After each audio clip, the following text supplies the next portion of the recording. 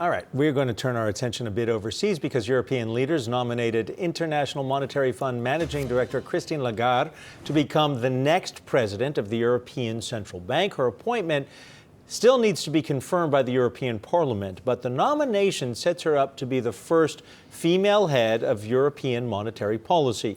Joining us now is Yahoo Finance's Cheung with more details. And she doesn't have experience, though, with central banks, or does she?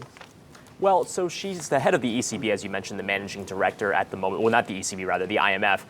But she does actually have a lot of thoughts on monetary policy, being one of the largest overseers of the global order in terms of monetary policy. In fact, she's often asked to opine on the current status of monetary policy around the world. Actually, in an April interview, she said, please stay accommodating for many of you, referring to the central bank leaders. So she does appear to have dovish tendencies. But beyond that, we really don't know much about her monetary policy leanings, especially the fact that she's not an economist to begin with. So again, this is not unprecedented per se. Obviously, here in the United States, we have Jay Powell, who is the head of the Federal Reserve. He is also not a career economist, so kind of paving the way for Christine Lagarde to head the ECB here as well. Perhaps why maybe some didn't even have her on their shortlist to begin with, the fact that she's not a career economist. But interesting to note, in the meantime, she did tweet yesterday acknowledging that the European Council did nominate her, saying that in the meantime, she consulted with the ethics committee of the IMF board, and she'll be relinquishing her responsibilities as the IMF managing director during this period. Again, this process could take a number of months. The nomination actually has yet to be official,